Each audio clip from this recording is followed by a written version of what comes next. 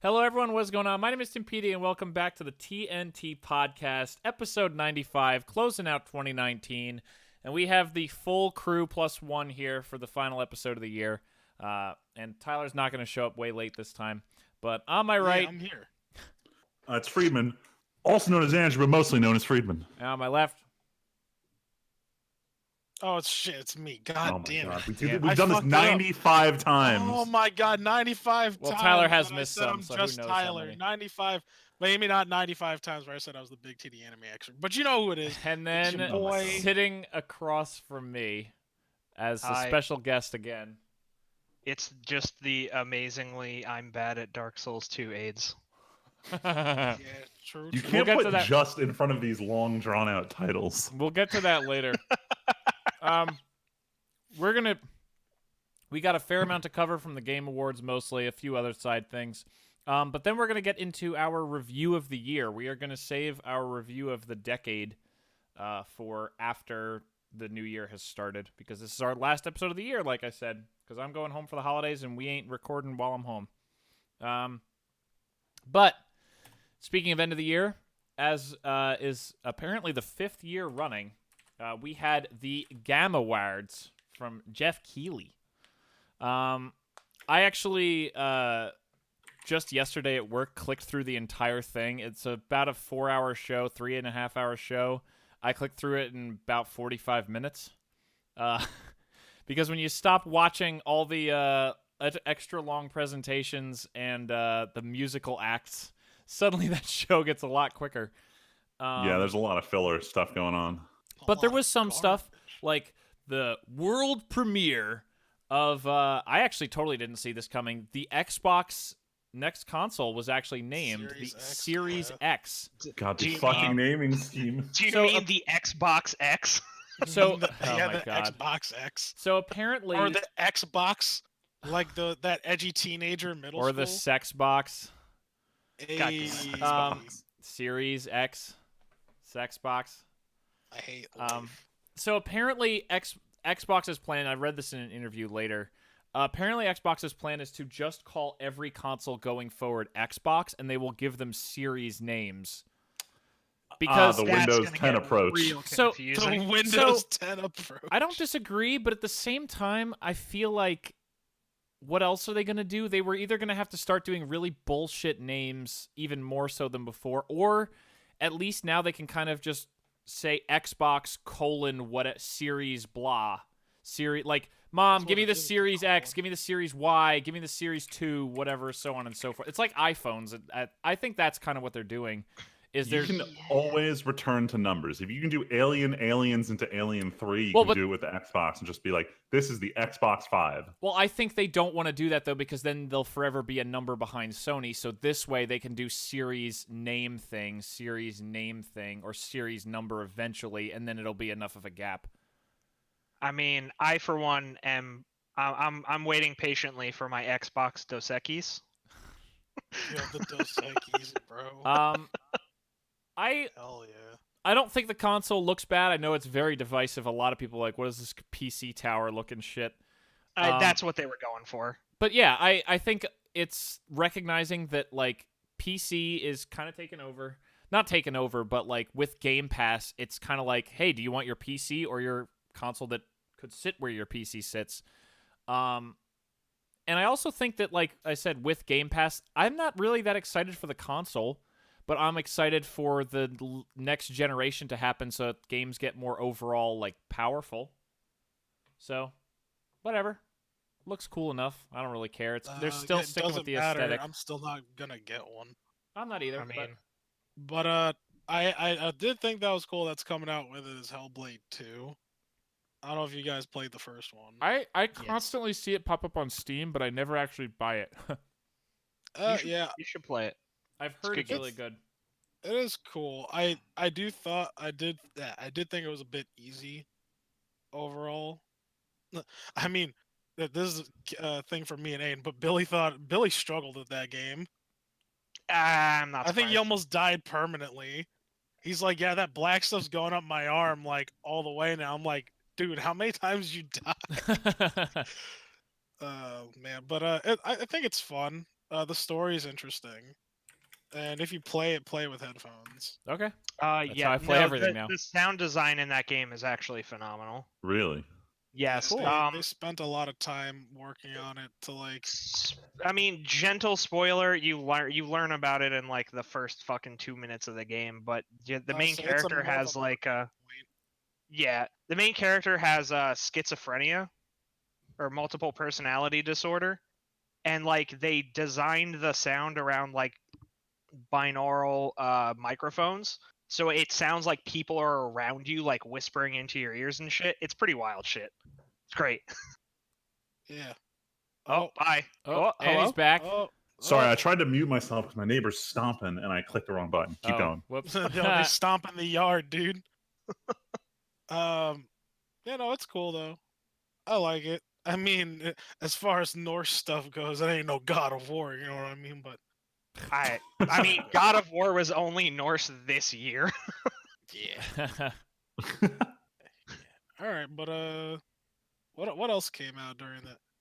Oh, I don't know what man. I was about to segue into some shit that I don't know about. Well, okay. No one else said anything about the Xbox outside of like Tyler Uh, briefly segueing. I mean, Who gives the a shit about Xbox the is Xbox? I'm not it's cool. It's cool for people who use consoles. I don't think any of us here actually care. I mean, the only thing I'm gonna get is the PlayStation 5 Pro or whatever when that comes out, because everything on Xbox is also gonna be on PC. Which is Yeah, let's be great. real. Persona 6 is not coming to the Xbox. It's just a given, so I'm going to have to get a PlayStation 5. Yeah, exactly. If and when that game chooses to happen. I think it's just Microsoft recognizing that the future is going towards streaming, and why stream be the Game Pass instead of the console. So, I mean, it's, like you Wait, said, isn't pretty Game much kinda Pass? Aren't you still downloading the games with Game Pass though? that's what I'm saying. Yes. Microsoft is Game Pass. Yeah, So yeah. they don't It's give just a it's shit a if you don't buy universal the box. platform. It's just pick which device you want to play. That's this what I'm platform saying. What, That's you Yeah. guys exactly don't what want I'm saying. PlayStation Now? No. No, man. I You don't want. wanna You know, stream no. your I want the games? version of Stadia that convinced was going to actually release, and not the one that actually released. You know what would make me Yep, yep, yep. You know what would make me consider now is if any good PlayStation exclusive was on it. Are none of the good ones on it? I have no idea. I just said that because I haven't heard a single person ever mention Now, and I figured if anything good was on it, it would be talked about. But hey, I might be totally full of shit. Let's find out what's on it. Anyway, PUBG, Persona 5, Hollow Knight, GTA 5, God of War, Uncharted 4, Infamous Second Son. Wait. Damn, that game's ass. Wait, really? I mean, the rest of them were bangers, though. I know. Wait, the new There's God of a War good is on number of games here, but a PlayStation lot of Now? these are like games that most people have played before. So you There's can a fuck ton of games on here. you can play the new God of War on PC? No, this is PlayStation Now. I thought PlayStation Now. I thought it was on PC. No. Oh, then who gives a fuck about it at all? I do. 'cause People I who own like God of PlayStations. War, you fucker. The whole God of War series is available. Oh, that's nice. I already Ascension wasn't that good. and I all of the played Guilty every Gear one of them Xrd before games. Ascension. That's fine. Anyway, we're getting off topic. I was just curious what everyone thought of the new Xbox, but and Hellblade 2. But there was an announcement catered towards me and Friedman. Wizards finally announced the what was it? Did they announce that it was happening, or was it like leaked or something? It got leaked because some studio said they were working on a Magic MMO like a year ago. The company that made the company's name is Perfect World. I forget what else they made. I think they made like Neverwinter or something. I don't know. Some game none of us played. They're making the MMO. They're making a Magic MMO. It looks like I'll sign up and play it, but I mean, fully there was no gameplay shown, so I have Yeah. they had nothing they had a work link off to of sign here. up for the beta, which I still need to do, but like I'll try it, but I'll probably go the way of every other MMO I play and fall off quickly. That's how MMOs work. Either you stuck for life or you leave at some point. They also had a trailer for Theros. The trailer that I saw first on YouTube, and then when I rewatched through the show, I didn't see the trailer pop up. There was also a lot of Arena trailers. Like, every commercial break had a trailer for Arena. And it was actually the guy from The Mandalorian who runs the guild. Or that really? guild Pedro guy. Pascal? Yeah, he was No. No, Wait, him no. or the guy who like Or hands Apollo out The the guy who bounties hands to him? Yeah, the guy who hands out the bounties. Apollo Creed. Yeah, he actually was in every arena trailer that they did for the Game Oh, Awards, dang. which was probably Man, that's how intentional. you know Carl Weathers is hurting for money. He's doing some Magic the Gathering arena. Imagine doing some. But yeah, they had they had their next cinematic trailer, their third real one, kind of, wouldn't you say, for even since War of the Spark. They've been doing these really high quality looking ones. Yeah, they try to do literally the same tone of just look at this character, seeing all these sad things happen around them. But the problem was that This there's was no real, so much lamer. there's no emotional gravity to this scene, especially considering like the card that shows that the character in the trailer is totally not dead, like has been officially spoiled already. So there's no gravity. Well, no, to this I don't trailer. think there's any gravity because at the end you see the flash of gold and everyone's like, "Oh, her spark reignited" or some shit. Yeah. But regardless, It's- all the trailer is you see Elspeth leaving the underworld of Theros, and then Ashiok is like, "Haha, got you with nightmare stuff." It was vague enough that it's going to get people who don't know what the fuck magic is to look up magic. I do think though this is by far the weakest. Like Ramin, what is his name? Like Djwadi or something. The guy who originally did Iron Man music and then he did the Game of Thrones intro. He did music for the trailer. It was whatever. It was nothing nearly as impactful as the War of the Spark trailer or as entertaining as the Throne of Eldraine trailer. This was just generic. We're trying to be sad, and look, it was well animated. It's like, wow, look at Elspeth be drowned by nightmare creatures. That's cool. Surprisingly, their human CG is pretty good. Yeah, but whatever. Anyway, so what's the next one? I know we've been hearing a lot about how So, Riot speaking Games of- is now going to make more than one game. So I know how I was just saying how Magic is making other games, but Riot actually announced Riot Forge, which is like, I don't know if it's I don't know if it's like an initiative or an engine or something where game devs can basically make games for in the League of Legends universe.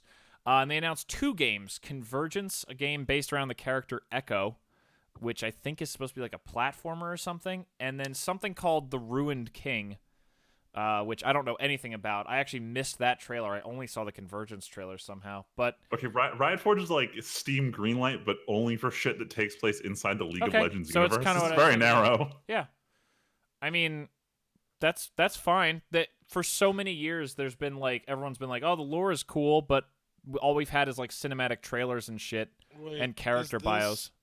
Does this go along with what they announced like a month or 2 ago for like the extra content they're releasing for League? They announced other games in development. Yeah, they but it's announced other. mostly Yeah, part so of the those network other one. games are not tied to League, or at least not necessarily. They are. I They thought are. were. They But- well- they take place in the same They do. universe. So those aren't Forge though. Those, I'm guessing, Forge is games that like the company had to pitch to Riot. Riot went out and bought the company that's making the fighting game. They made the card game probably in house. This is other companies. I don't think any of those other projects are developed outside of Riot. This is non-Riot projects that are tied to the universe. So that's where I think the distinction comes from. Okay. But yeah, I mean, it's whatever. Echo's been a huge character ever since he came out, and I don't know what the other thing is, but they're all far away. I feel like Riot's biting off a little bit more than they can chew with this. Clearly, they especially can- right now, man. Because they have like 5 or 6 games in development right now that So- they've shown so- off. you count League, obviously, but then you have Teamfight Tactics, which is kind of its own thing, especially with the mobile client coming. And League Mobile is also coming. Yep. Then there's the card game they launched, Legends of Runeterra. There's the fighting game coming. There's the shooter coming, and then there's these 2 games. Yeah. I think but I think again the whole idea is the Riot Forge thing kind of negates that, because this isn't them. This is stuff that they were willing to either hire out or let people try.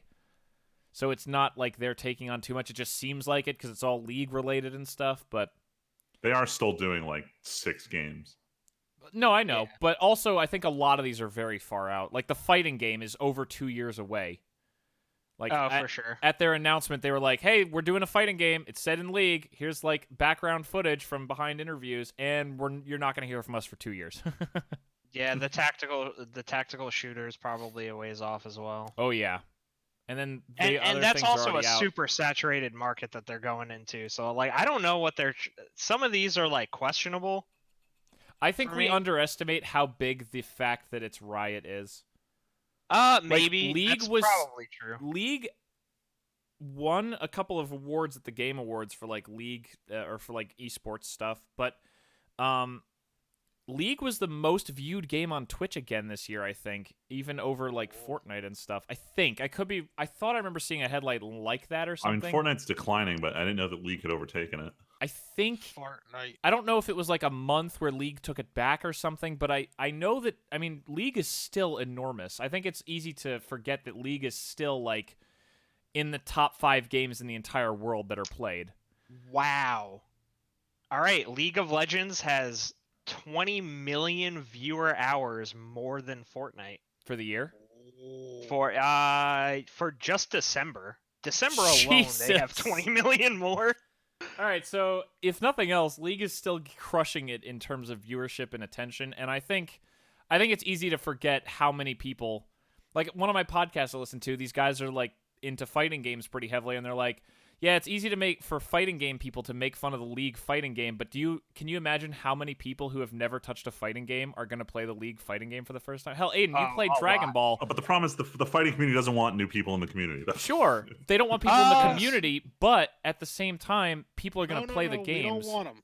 We don't want them. Like, Yo, you don't even play fighting games, Tyler. What do you Shut up. mean? I'm an honorary member oh for my a god, reason. stop.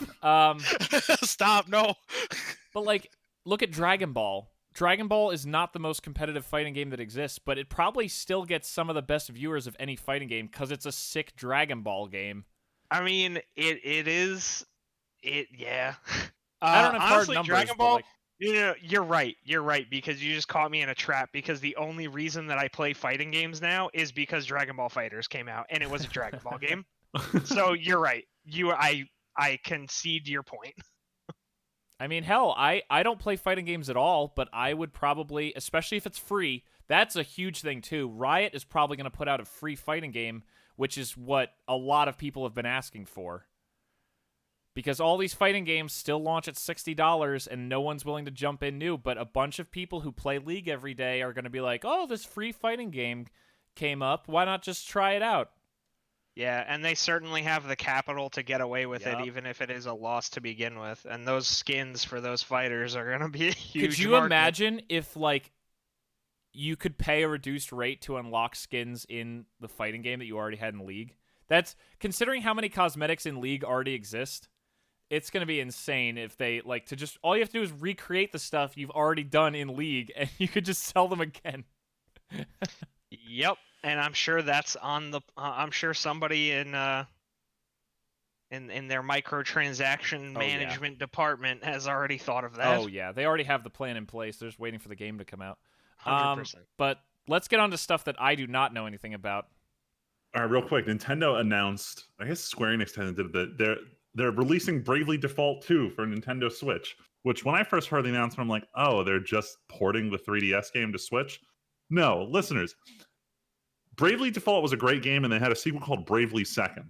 And now they're releasing Bravely Default 2, which is the sequel to Bravely Default, but it's not really. And everyone's like, well, who the fuck names games like this? And then was like, wait, it's Square Enix. They're trying to make it into a new Final Fantasy. I thought you were going to say New like- Kingdom Hearts.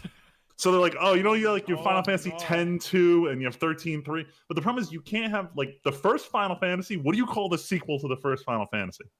Finaler. Final Fantasy. You can't call it Final Fantasy 1-2. You can't call it Final Fantasy 1-2, especially when Bravely Default 1 wasn't called that. So Bravely Default 2 is now, I guess it's not story related to Bravely Default or Bravely Second, but it's going to be on Switch.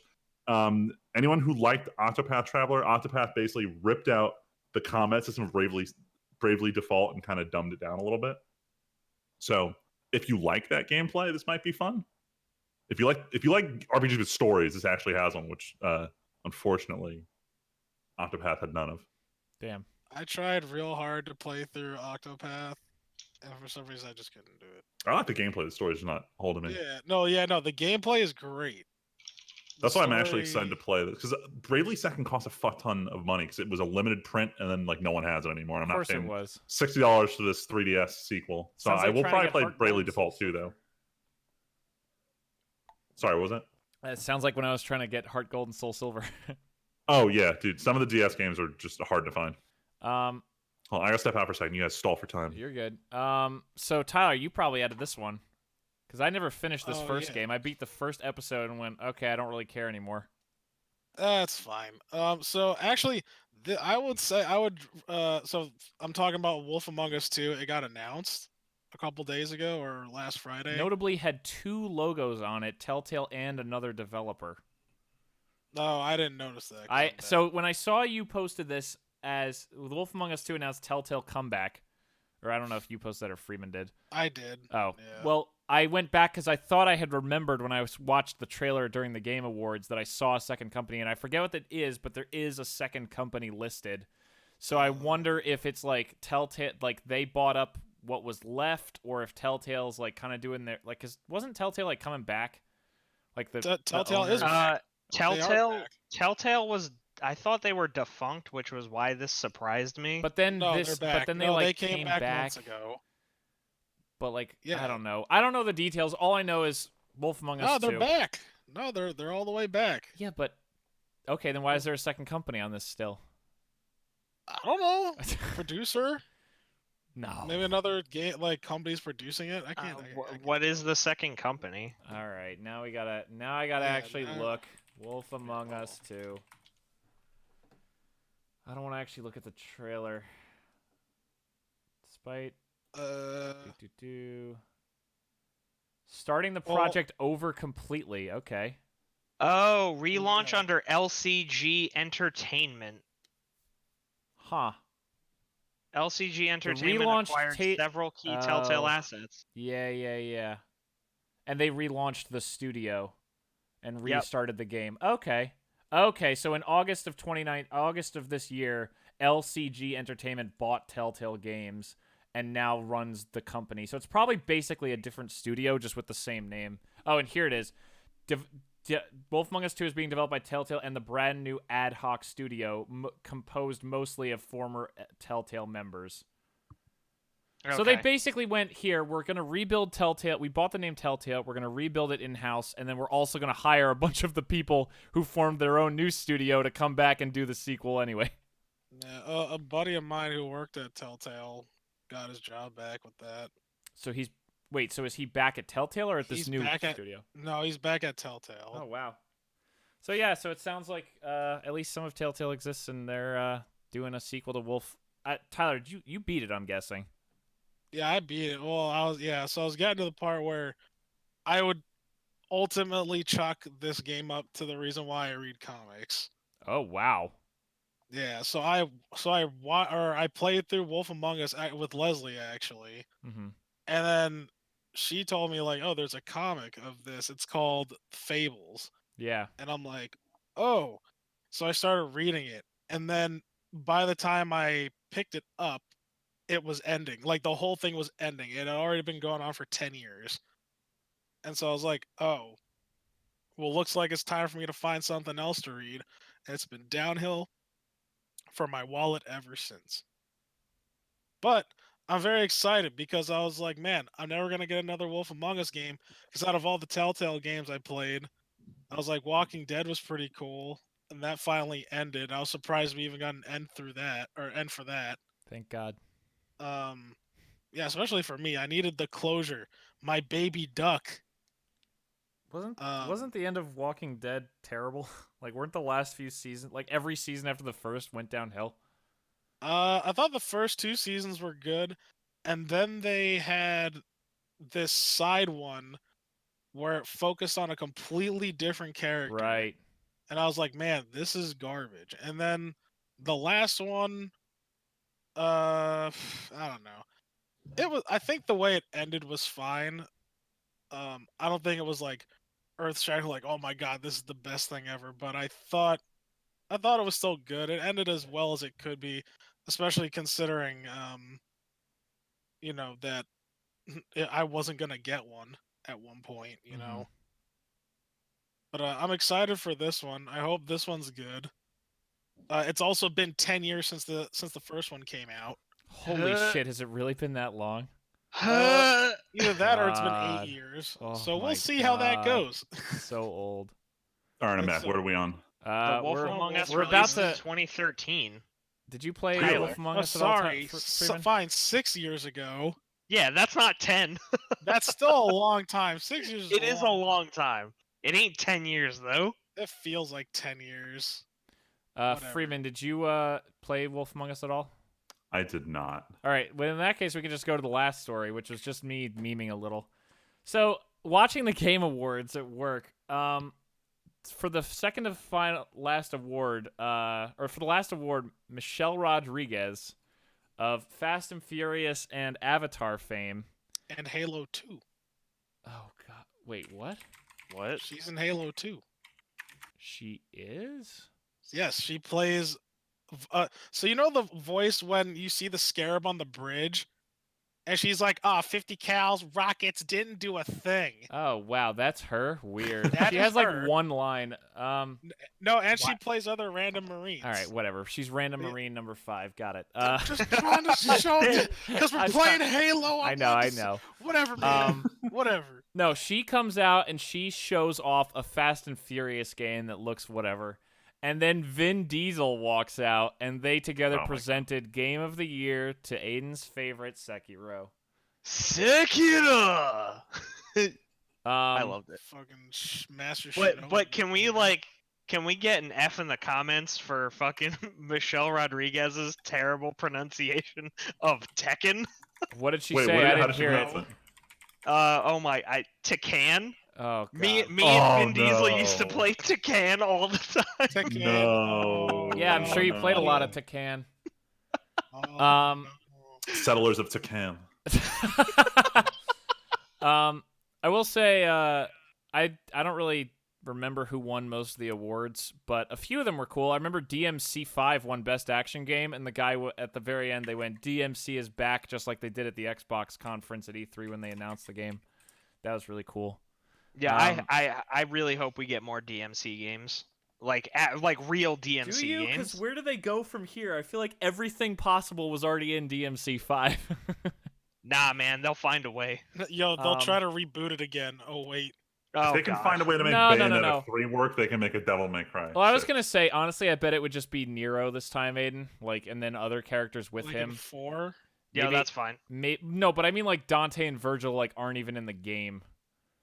Yeah. Because the end of the game is like, hey, they're not here. I'm surprised that they didn't just run with that after 4 though. I'm surprised Instead, they they decided to didn't put out a reboot the fucking Virgil DLC franchise. for 5 when clearly there was a moveset built for Virgil. Yo, it's not too late though. It's so too late. Come on. No, it's not. It came out March this year? April? Tyler, that doesn't matter. What do you mean that They don't literally haven't announced anything. They put out the Bloody Palace and then nothing else for that game at all. Hey, man, I'm just saying. Look, I mean, not like I really give a shit. I never played that. I don't either. I just from watching a Let's Play that was really hype. Like, the game looks sick. But anyway, yeah, that's it. So the GAM Awards. But we completely missed the best guest they could have had at this thing. Wait, what? Reggie. Oh, Reggie he. just strolls Yeah. on stage like a fucking boss. Can I Straight just out of say, retirement. I did not listen to his speech because I was skipping around through the show and I skipped 10 minutes forward and Reggie was still talking. And I was like, I am not listening to Reggie talk for this fucking long. Oh, I'm I'll just gonna gladly. I need to sit down and listen to his entire speech, but Reggie. I love kept Reggie. Going. Reggie is an inspiration to us all. All right. I'm not saying he's a bad guy, but man, I was skipping through just to watch the awards presentations and the trailers. Brings me back to my times as a hardcore Nintendo fanboy. Oh my Anyway, that's all the time I have for today. I gotta get back to playing Animal Crossing for 3DS. god. Wait, did he didn't say that, right? Wait, Yes, he did. Yes, he did. Fucking- Yeah, he ended one of the Nintendo Directs with that's Oh. all the time I have for that. Like that's why we keep quoting that. It's because it Oh was just my god. it was such a stupid thing to end on. All right. Yeah. Anyway, Speaking of stupid things, this is actually a magic topic that you two can chime in on, Aiden and Tyler. The only magic news was that we had a banned and restricted announcement yesterday, and we had some stuff change in Pioneer. Who cares? Finally, Oko got banned. Doesn't matter. But there's meta information that matters. Here. But here's the interesting thing. So Wizards has stuck to this pattern, and it's changed a bunch of times over this past year, where they were going to do a banned and restricted announcement basically every month and a half, like halfway between sets and right around set release. And they announced yesterday, we're not doing that anymore. We are literally just going to never tell you when the next ban and restricted announcement is coming, and it'll just come out on a given Monday. Because we feel like we're too tied to tournaments and all this other stuff, and like there's different formats being played at different tournaments at a time, but we don't want to freak everybody out. We only want to do targeted ads. And the community seems really split on this. I actually like this idea because I think having these set times where like people buy and sell cards around ban and restricted, and then it drops back down, and it spikes that price and then back down. And I think this lets Wizard, because we've been in this mode where Wizards just snap bans stuff. Like half the time there's emergency bans anyway. So I think they were like, man, we fucked up a lot this year. And actually a really good conspiracy comment was basically Wizards already knows how powerful some future cards are, and they're worried. So they're kind of like opening themselves up to quickly ban stuff that looks like it's a problem from the next sets. Which I don't know if I believe that, but it's cool to think it might be. It definitely is. Ever since Dominaria was when they had their big talk with Hasbro about how you got to fix Magic, shit's not going well for sales. Power and up. And ever since that, every single set's been stronger than the last one. And look at how many Hasbro's cards not have gonna been let 'em banned stop. for Oko and like fucking once have been banned in so many formats. It's insane how fast these got banned. But yeah, I don't know. What do you guys think? It's going from like scheduled ban and restricted announcements, because apparently Yu-Gi-Oh does this, and a lot of people don't like it. And a lot of people were like, "This sucks because now I have no idea if I'm buying into a deck that could last 2 years or 2 weeks." Yo, I'll tell you what, that happened to me so many times in Yu-Gi-Oh!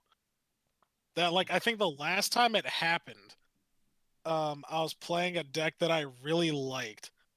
And then it's like someone got to the finals with the same kind of deck structure. And then it's like, all right, well, now that someone made it here, we're just gonna literally dump all the key cards to like that make this deck what it is. And so I had to buy a whole new deck. And I ended up not liking it. It's like, okay, well, I tried this deck and I tried this deck. This is garbage. And it's like it's not like just a couple, like they go out like from my experience, I don't know if they do this, but like they literally just target decks and they just kill them. Mm-hmm. Like it's not like one or the other. It's just the whole thing. And so I don't know. So does Yu-Gi-Oh tend to ban a lot of cards? Yes. Okay. They like to ban, and they like to, after a certain amount of time, depending on what's hot or like what packs they'll they like wanna push. unban it if the power creep has gone past where it was, right? Yeah, like for example, Raigeki. I don't know if you guys are familiar with that card, only because it's like I mentioned. It's an iconic card, isn't it? Like It's an iconic destroy all your opponent's creatures or some shit. Correct. That I don't know. Last time I looked at it, it's probably banned again. I have no idea. But I remember at one point, Raigeki was unbanned Mm-hmm. because it's like, oh, it's just easy to counter now. Oh, and Dark Hole, which is destroy all monsters on the field. Okay. Like that was banned for so many years, and then it got to the point where like Freeman said the power creep was just so much they're like, fuck it, just like unban it. See, I feel like Magic usually doesn't like run things back, so they tend to take a more passive approach until things really get bad. So I maybe have more faith in Wizards, but at the same time, power level has really been like fucking maniac recently. So real quick, Raigeki's currently limited, so it's not banned. But more importantly, I went to the Yu-Gi-Oh website to see the official ban list, and the new Yu-Gi-Oh character looks fucking stupid. Oh shit! What's the new one called? I forget. I don't know. It's not. I think they finished Arc V. I don't know what the current one is, but I'm just gonna link you to the ban list and just look at the banner. Look how stupid this guy and his rainbow dual disc look compared to Yu-Gi the OG. Oh my god! Oh my god! Right?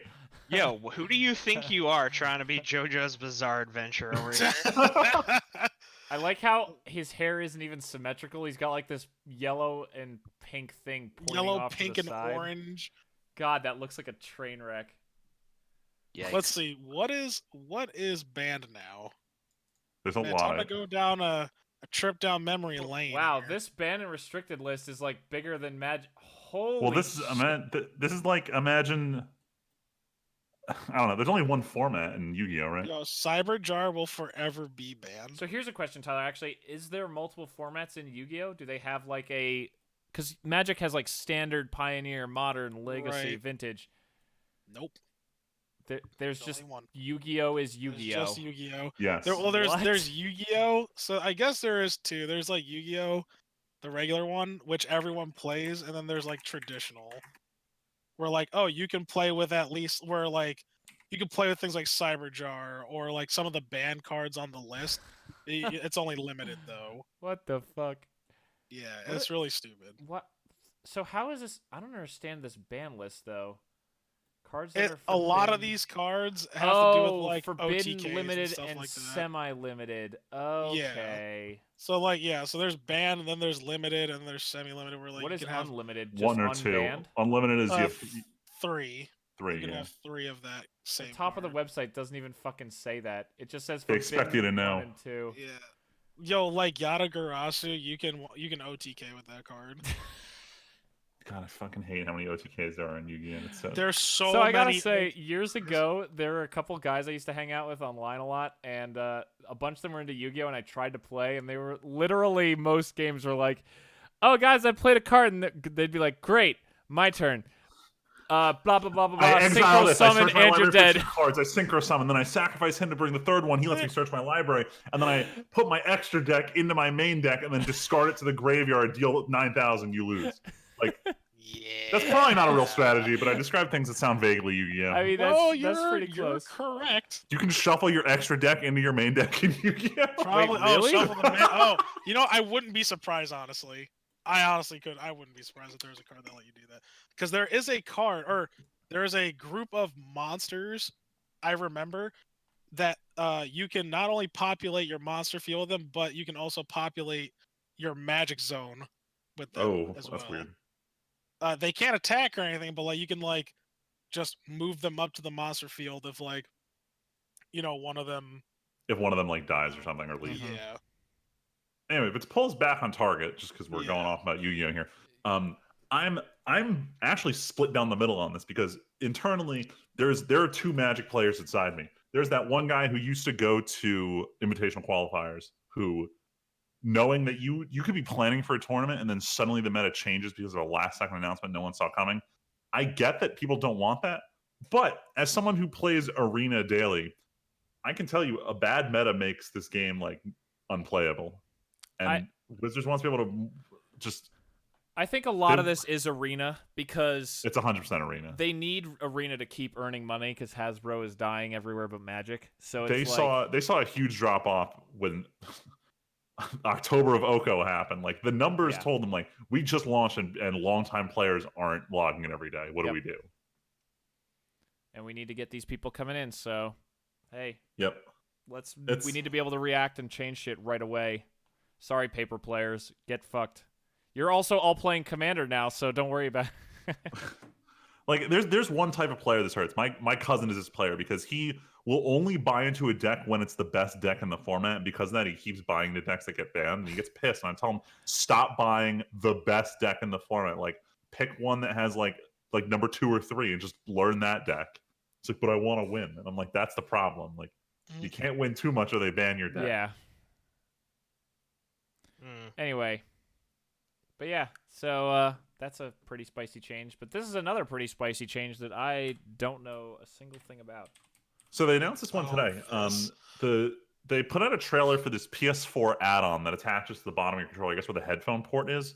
And what it does is, let me just link you guys the Yeah, I saw article this with the earlier. picture so you guys can just see what it looks like. But basically, like, so you know on the Xbox One Elite controller, you have like the extra paddles. Wow. So they're adding on this plugin that lets you do these paddles, mostly because the DualShock 4 is you can use it on PC and phones. They want it to be able to compete with the Elite controller. But a lot of people are speculating that the PlayStation 5 controller, which fans are calling the DualShock 5, because what the fuck else are they going to call it? The 6-axis 2. So the DualShock 5, the DualShock 5 is probably going to have these buttons by default, and they want the PS4 controllers forwards compatible. Huh. And that's what everyone's Oh. speculating, which would be pretty cool. I hate That throwing would in be all this money on more nice. controllers. That would be a pretty solid power play from PlayStation. I would gladly If throw they down just made that. $30 to upgrade a PS4 controller than have to pay 60 for a new PS5 controller. Yeah, but if the PS5 controller is like, if they're like, yo, look, we got the paddles too, like the fucking Xbox Series 2 controller that's $150, like, that's a little bit of a fucking shiv in the side to Xbox. Like, yo, ours is 60 and does basically the same shit. I will say in Xbox's defense, like, it's not just They are the very buttons. good quality controllers. Yeah, that's why I still use my original Elite, and when it finally croaks, I'll actually probably buy an Elite 2. Or if I like got money for Christmas coming up, who knows? I'd probably actually buy that. But I don't know. This little dongle thing just looks weird, and I would immediately worry about it disconnecting while you're playing, or like if you grip your controller wrong, does it just like pop off enough that the connection's not great? The headphone clip on the PS5 controller is pretty good. Like, it doesn't generally come loose. I mean, this is a lot more mass PS4? though. What? No, it's like Freeman said PS5. I was like, yo, I didn't. Oh, know 4. that. I thought I said 4. All right, my mind's wandering. Well, no, like you honestly, said, like, also it's like the fine. 5 probably is gonna have it, but I mean, for me, like the reason to get a controller, a high-end controller, isn't for those buttons. But I can understand there are some people who now like them.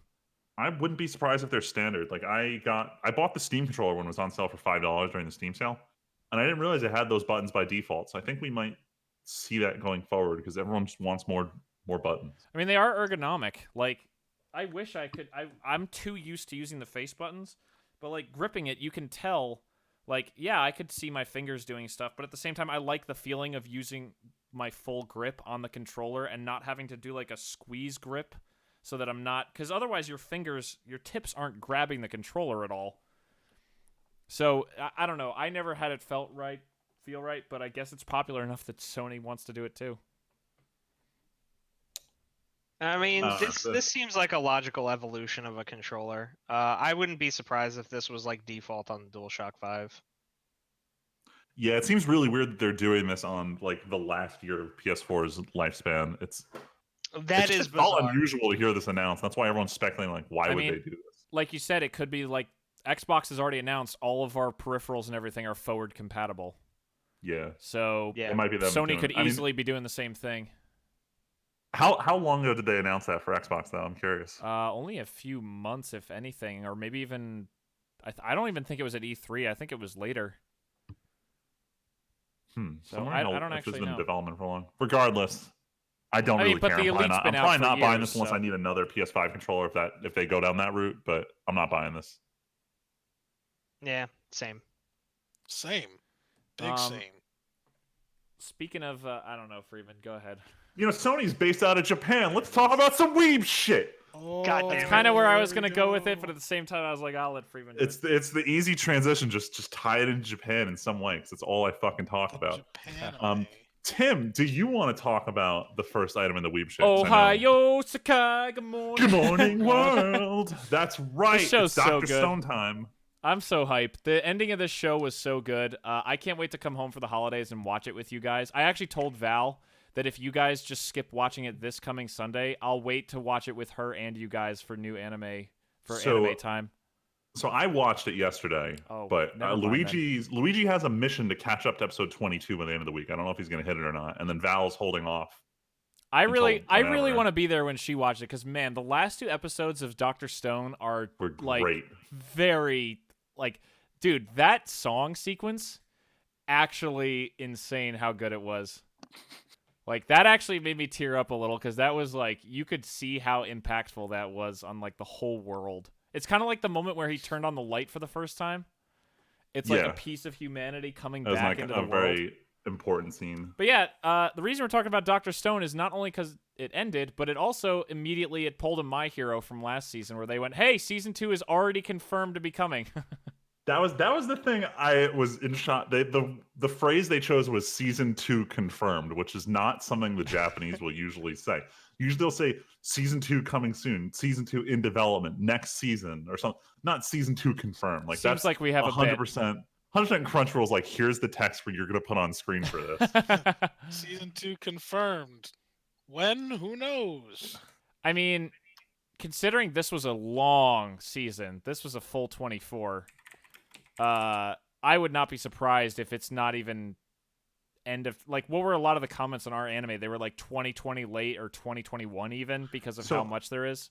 I'm not sure. The question is how many chapters per episode they adapt. Because you look at something like Hero Academia. Hero Academia does. I'm pretty sure it's 6 months on, 6 months off. I'm not sure if they bumped up to 9 months off. But regardless, you end up with another season every calendar year. Right. So you which think it'll I'm be next fine year? with. I can wait.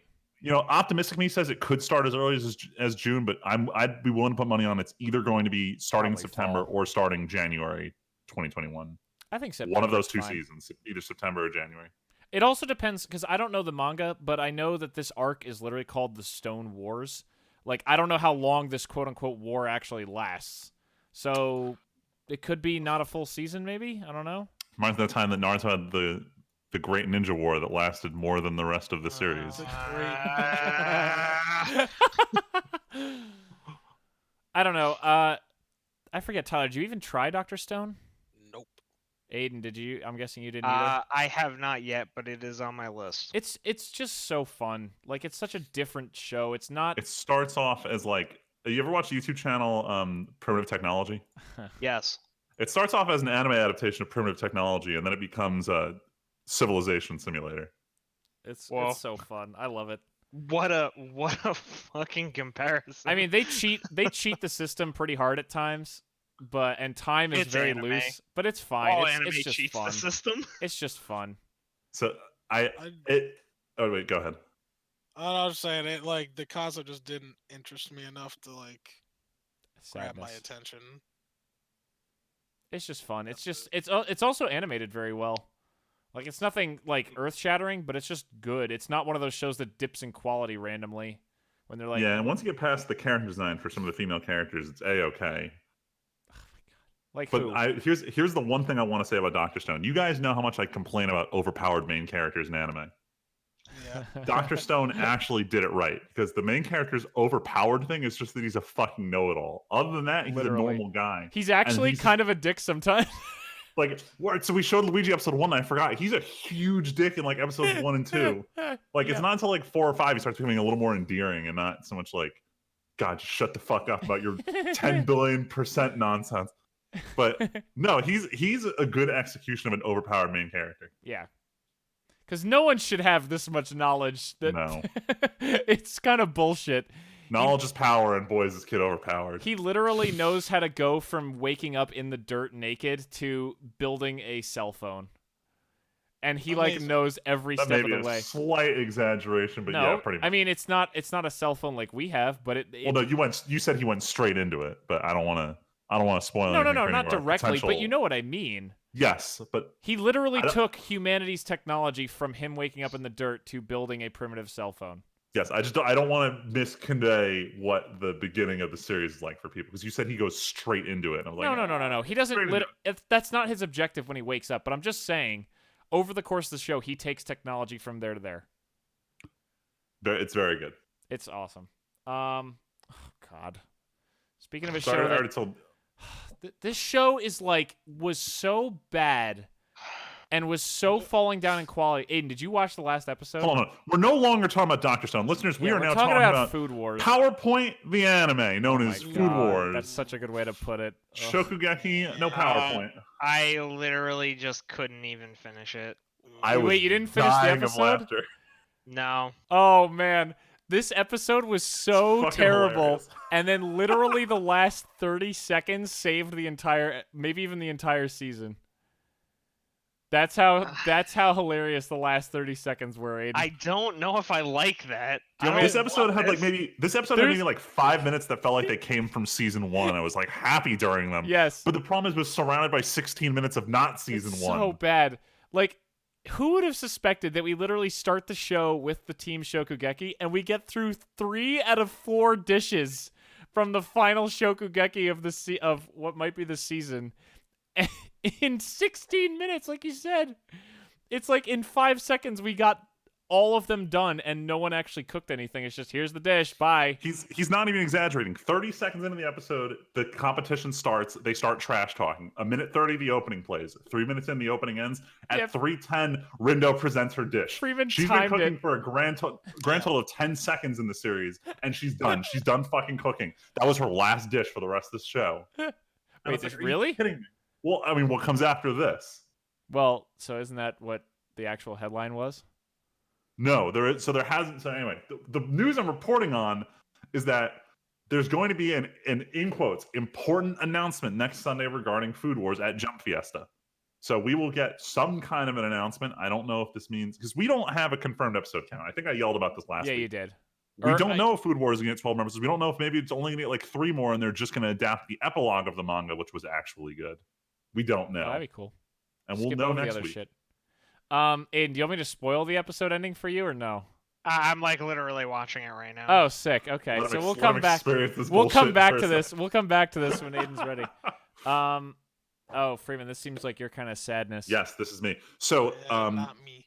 So Makoto Shinkai is like the big director in Japan right now. For anyone who watched Your Name, he directed that. He did 5 centimeters per second. I think that's the name of the movie. The point is, he's a great director, and his last movie, Weathering with You, how do I put this?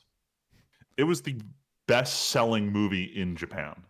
Okay. Not anime movie Wow. in Japan.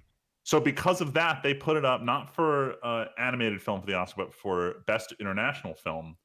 And of course, the Oscars. Nothing outside of America matters, you know. Yeah, so the Oscars doesn't treat animation as like it's worth anything, so they didn't even bother considering it. So it did not make the shortlist for international film, unfortunately. And I don't think it went in for animated film because it was going up against Frozen 2, Toy Story 4, and I think was it Boss Baby? Ugh. No, I'm joking. Anyway, it's not happening. Anime, in the eyes of the Oscars, anime is a mistake. And I can't change. No amount of hentai is going to change their opinion on this.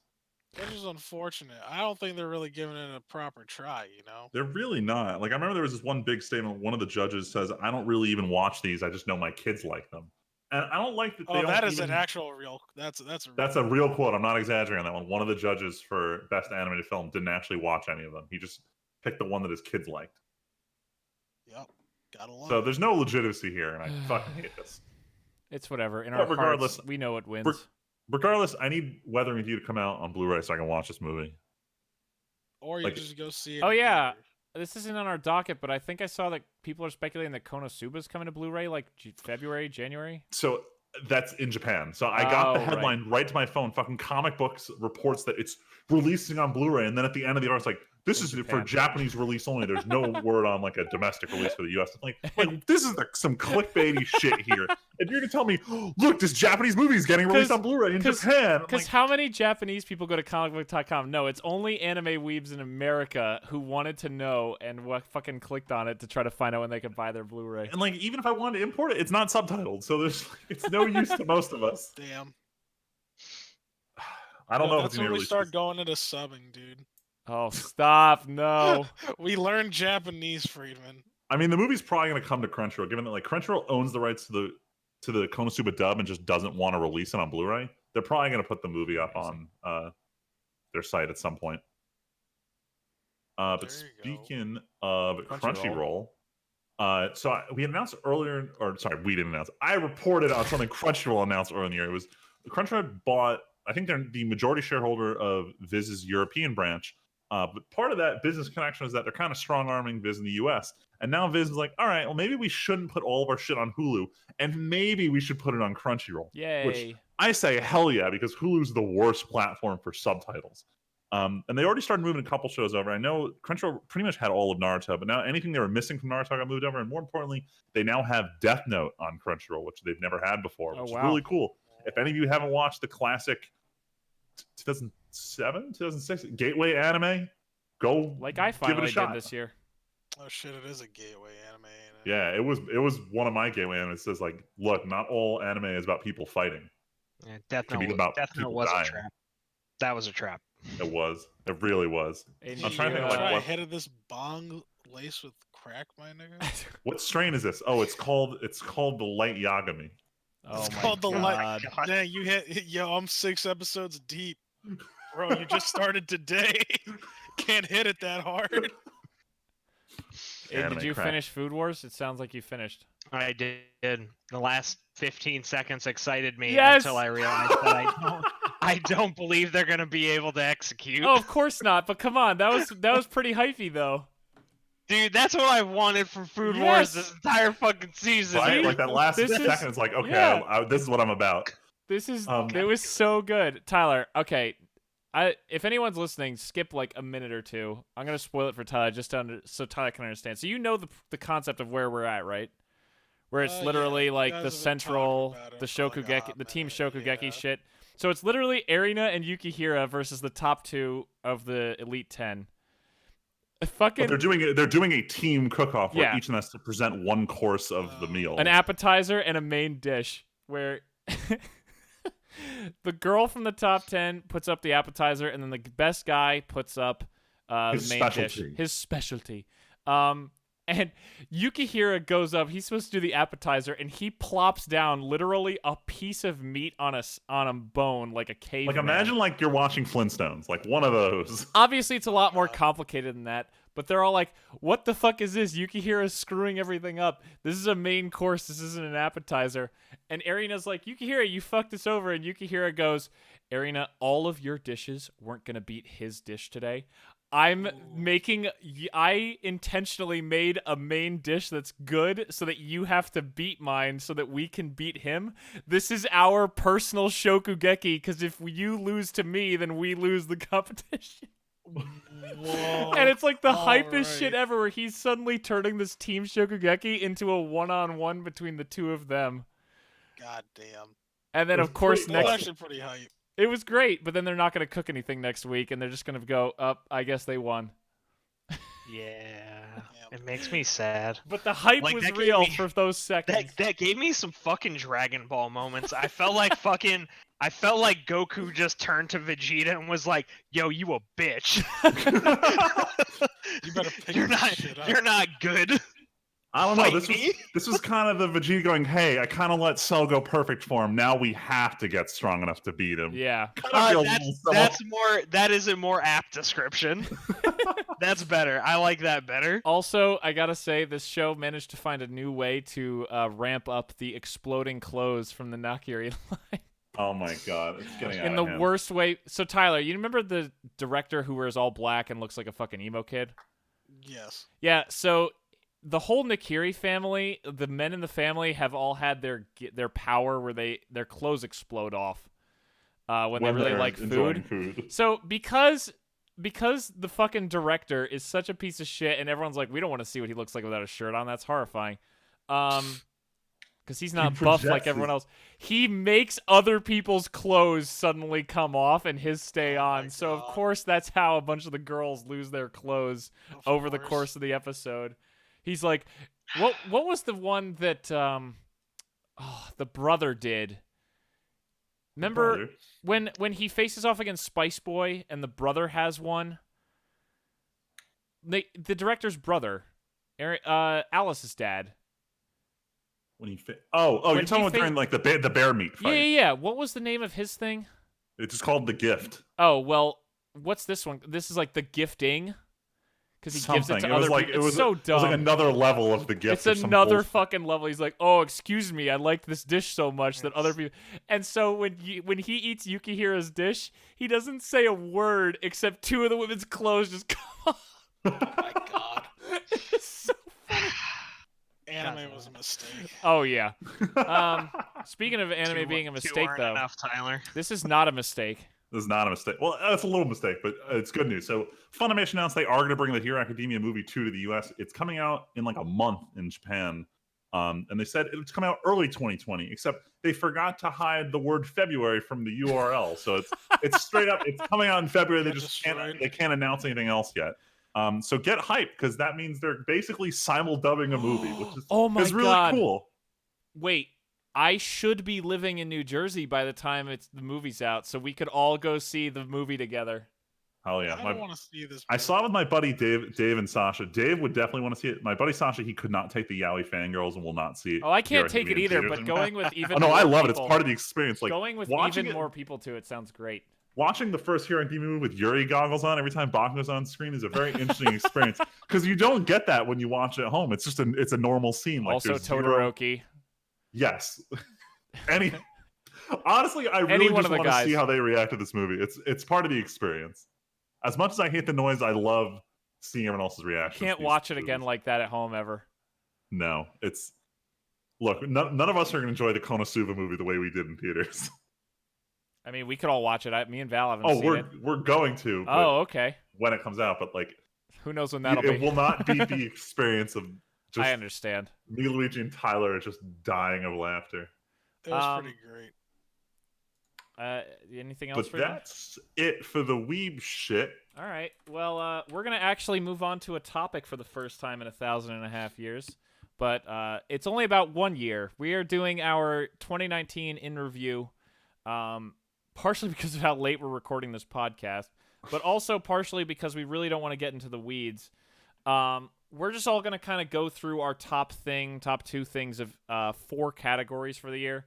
At least that's what I picked. You guys can talk about whatever you want, but I picked a movie, anime, non-anime show, and video game that stood out to me a lot this year. So does anyone want to go first, or should I just start us off, or what? I mean, you're the one who made the actual list. Okay. Well, no, this is my personal list. You guys don't have to agree with any of this. Yeah, No, I know that. No, we can do I those was just- topics though. But I mean, well, okay. So we're movies. just So going through top. it, yeah. So for 2019, top movie. I don't know if this is my. I don't think this is the best movie of the year, but I think out of this year, I don't think it's even a competition that Endgame is the movie that's going to stick with me going forward the most. I mean, there's just. I mean, I talked about it when it came out. There's literally nothing in the world like Endgame, and there's other good movies this year. Godzilla came out this year. Me and Tyler saw it together. Godzilla was good, That was a dope ass movie. but like, nothing is gonna touch Avengers in my mind. Avengers just had so much and is so insane. I don't think I could reasonably actually call anything else my movie of 2019 outside of Avengers. so while Avengers was enjoyable, I feel like Joker stuck out to me as a better overall movie. Oh, sorry. I should say, all of these entries are things just from what we saw, because like I didn't see Joker, just as an example. But Yeah, no, Yeah, sorry. I'm just justifying. I liked Avengers Endgame, but It's- like I'm just giving my opinion. no, it's fine. Joker is it's my movie more, of 2019. It's more just so people recognize, like, we're not movie reviewers. We didn't go see like 50 movies this year. Yeah, I saw like 4 movies in theaters and a couple others that came out this year. Like I saw John Wick 3 later. So I'm just saying, like, don't expect us to be like the Oscars or anything. Obviously, haha. But like we saw what we saw, and we're just saying what stood out for us. But anyway, go ahead, Freeman. Sorry. Anyway, yeah, no. So I loved Endgame. Personally, I actually like not the first Avengers. Infinity War. I honestly like Infinity War a little bit better, so I'm kind of biased there. But like, just from the movies I actually saw this year, most of them were anime movies, and one was like, it didn't come out this year. The movie's called Midnight in Paris, which actually is one of the best Owen Wilson movies ever. I recommend everyone go watch it. Yeah, we did also try to keep ourselves to things that came out this year, even though there Yeah. were a lot of things that we all did that were not from this year. Like Freeman Regardless, didn't you say you didn't play a single video game that came out this year to completion? so no, so I did play ones that came out this year, but they were all remakes or remasters. Okay, that's fair. Anyway, sorry. Yeah. I'm done now. Anyway, but yeah, of the few English language movies I saw in theaters, you know, I want to commend Detective Pikachu for giving us an actually good live action air quotes video game movie. Mhm. But yeah, Joker's definitely my movie of 2019. Okay, cool. Tyler and Aiden, you guys got any big movies? Y'all know what my movie of the year was. I already said it, didn't I? Yeah, You already Was said it Godzilla? No, John Wick. No. Was it John Wick? yeah, I'm in the Tyler camp on this one, but John Wick 3 was very good. John Wick 3 is probably my movie of the year as well, but I also saw a movie for the first time this year, which was a gateway for me, and now I'm kind of jonesing, but I saw Spirited Away for the first time Oh, ever. yeah. And that's my my special guest movie of the year. That's not quite the movie of the year So- because that's cheating. so Because if- it didn't so- come out in 2019. Here's a question, Aiden. So if we're doing this as like a process of elimination thing to try to get 4 unique entries, if you did have to pick a movie from 2019 that none of us picked, what would you pick? Oh man, I mean, like, I know you're trying to keep it to 2019, but I mean, like, Yeah, because it movies was that the came first out time this I year. saw it, like, No, I know If you want to say Spirited Away is a Joker, I big- can say Detective Pikachu, and then we have our 4. I'm just saying, like, since we're all just kind of trying to do one entry for a thing a year, like we should, but that way we can also cover like 4 unique things. Like, hey, Yeah. this is our 4 best things across. you us. know what? I actually really liked Promare a lot. Okay. Like, that was like a roller coaster ride of just good times. All right. So Alright, Bunny so Girl, there you go, actually, our- the Bunny Girl Senpai movie was also actually really good. I didn't consider that for movie because in my head that's an anime, but I didn't see that, but I No. probably should go watch that. So yeah, there we go. Our 4 movies are Endgame, Joker, John Wick, and I already forgot Promare. Promare. But that's not even talking about, like I said, the shit tons of good movies that came out. Like I still want to there see. are other bangers. Like, I do think. I love the Konosuba movie. Was good. Oh yeah. Once Upon a Time in Hollywood. I was just about to really say good. I plan on seeing that with my dad when I come home for the holidays in a week. So Yeah, that's a good one. that might end up on my thing, but yeah. So there you go. There's our movies. Next we have anime. ooh. And mine is tough because there have been a lot of good ones. We just talked about Dr. Stone.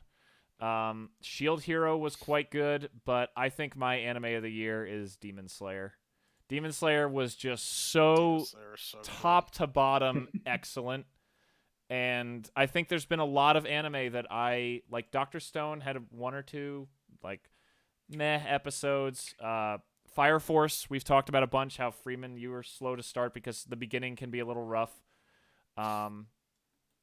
But I don't think there's a single really bad or even not very good episode of Demon Slayer that I really didn't enjoy. I remember every week. It's a sign for me that when me and Val would sit down on Saturday to watch our anime between her coming home from work and me going to Magic, every single time, if we only had time for 1 episode of anything, it was Demon Slayer for the entire time of Demon Slayer's run. So for me, anime of the year is Demon Slayer for sure. Anyone else? All right. I mean, I got a lot of stuff. I know. I can only pick one. Yep. I'll tell you what. All the ones that I thought were straight bangers this year that I watched for the first time. I did. Was Made in Abyss this year or was it last year? No, it was last year. It was last year. Remember Okay. Freeman gave Val the Blu-ray? Oh, that's right. Yo, Promised Neverland, a banger. That was this year, so that actually That was counts. this year, yeah. That was the Fucking beginning of the banger. year. Yep. Demon Slayer, a banger. Vinland Saga, a banger. Tyler, you're So- supposed to pick one. I Oh, know. I'm gonna give my short list first before telling who my number one pick is. Okay, but okay, Go ahead, Tyler. okay. So my number one is probably Vinland Saga though. Okay. Nice. Yeah, I it's wanna still, watch it. like, Oh, what? I want to watch it. Yeah, this show is just so up my alley. Like, I think Demon Slayer is great. It's actually one of my, like, of all the things I've watched show wise this year, it's probably like one of my favorite things that I've watched. But like something about like Vinland Saga, it's just like, I don't know. It's my kind of thing. Mhm. It's that gritty, almost like surreal, crazy shit that goes on. Totally. So I like Studio Wit. They do all these stories where it's just like people can and will die in this story. Yes, they don't pull punches. Aiden, we'll save Freeman for last since he'll have the most comprehensive list. I can't pick one that hasn't already been said. You're correct. I mean, Well, no, alright. Tyler picked Vinland Saga. You could still pick something else he named. Like, man, I have to give it to Demon Slayer. I can't give it to Oof. anything else. That's fair. I don't have a choice because literally nothing else held my attention like that anime. Demon That's Slayer was fair. a banger. That's fair. Like Demon Slayer is like, if honestly, it was fucking like 9.5 out of 10 for me, and there was Mhm. one episode that dropped that half point, and you know which one it was, because it made me angry. But I love that anime too much. I had too much fun with it, and like nothing else hooked me like that one did this year. I'll just to have 4 still, even though Demon Slayer was good enough to break the system. I'll change mine to Doctor Stone, just so that we can have 4 unique ones as our picks for the year. Doctor Stone is absolutely fantastic, especially few shows end successfully like Doctor Stone ended its season successfully. If I had, I wish I had watched it at this point because you can. I'm sure I like it. But It's fun. All right, not for this Freeman. podcast, but All right, so I had a short list going for like the shows I was going to consider the best. Because I think this year I've completed 40 anime, of which God. 35 came out this year. Lord. Jesus. I watch a lot of shows. What do you want from me? But on the short list, I did put both Doctor Stone and Demon Slayer. I think that these two are, since they're both on Toonami, I guess right now, these are the new entry shows for anime, and I'm very happy. Like these are good shows, and more importantly, they do not have a lot of the usual anime bullshit in them. And I said this week over week about Doctor Stone, about how I gave this anime to my Christian friend who literally does not want anything to do with fan service. When I'm like, dude, just you're good. This show is good. Show this to your church kids or whatever. So I commend both those two shows for being these new great entry shows for people. And then it comes to my next two. I want to say Attack on Titan Season 3 Part 2 has been one of the most exhilarating experiences in years. The writer of this show is playing 9-dimensional I can't even call it chess. I don't know what game he's playing, but he managed to recontextualize every single scene in this show from what he threw into Season 3 Part 2. My hat goes off. My jaw was dropped for the last half of this we were just season. doing stuff that premiered this year. I would have mentioned that. Oh, No, it's fine. I It's consider each part separate. I don't put Food Wars on this list because of how great Season 1 was. Okay, because man, I would have mentioned that. No, because it's I fine, literally Tyler. wouldn't shut up at work about it. Aiden knows this. Everybody's like, God, Tyler, I can't do it. Not just you, but everybody else. I'm like, yo, I get it. I get you. But if you can just bear with it, it's literally some of the best TV. Not, and I'm talking about even Westaboo shit. Right. It's The some payoff of for the this best. season has been so good. All the garbage that I sat through, if you even want to call actually that much garbage, I sat there, was worth it. Every moment. This was just worth it. Anyway, I can't. So I can't. Yeah. It made it hard for me to not make this my number one, just because I said it earlier on in this year when I was watching this show, but every single episode of the show that I'm picking pushed the limit of animation and had a unique plot that it evolved this show so much more from its first season. And the show I'm referring to is it wrong to try to pick? No, I'm not doing the pickup girls. Mob Psycho Season 2 is my anime of 2019. I know it came out early, and I said early on this is anime of the year, but yeah, you did. I've already rewatched it twice, and it's so good. I think it was an amazing job of improving on its predecessor, and standalone Season 2 is a 10 out of 10. Nice. 100%. Animators should aspire to do what the guy who usually works on Hero Academia did in this show. Awesome. Next we have actually we'll switch the order, so we'll do video games last. We'll stick with TV. For non-anime TV, I know I didn't watch all that much, but me and Val started and watched all of Brooklyn Nine-Nine over the course of this year. And man, I was laughing my ass off every episode. I was having a fantastic time with this show. It's basically the reason I paid for Hulu still, was just to be able to go back and rewatch 9-9. It's just such a good time. And I just to clarify, because I know people are going to ask, The Mandalorian is not eligible because it's not done yet. I don't want to name it as the best. I might retroactively do it next year, but yeah, Mandalorian ain't done yet, so we'll have to see. But Brooklyn Nine-Nine is just such a good, funny ride. I'm excited for more to come, and it's just, man, is it so funny. It's funny. Yeah, I actually started watching it too, because I think it was this year that if you have Spotify Premium, you just get Hulu for free with it. So Nice. I jumped in and started watching Brooklyn Nine-Nine when my brother had told me how good it was. And you are 100% right. It is hilarious. So funny. Freeman, you went last for the anime stuff. What about you for show? So I'm trying to think. So I did not have cable all this year, so I did not watch anything on normal TV. And I'm thinking of like what shows I watched. On like Netflix. I think honestly, like Rick and Morty may have been the only like U.S. television show I was regularly watching Morty. going into this year. But I don't think anything came out this year outside of season 4, which I have not started watching yet. Womp. Damn. Why? I've been busy.